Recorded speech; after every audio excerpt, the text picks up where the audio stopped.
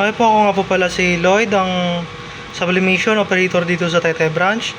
Last week po, hindi po ito nagamit at meron po itong 0 meters na naran. Ito po yung aking printer head. Ito naman po yung aking copying na may 90% good condition pa po. Next po, head clean. Press lang natin yung clean.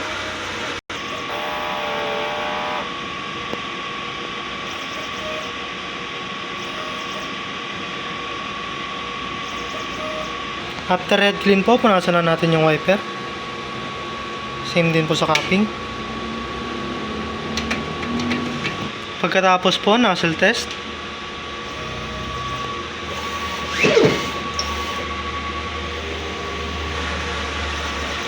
Yan po, kompleto naman po lahat ng kulay. Ink system, nasa tama lang yung level. Waste tank, wala naman pong laman.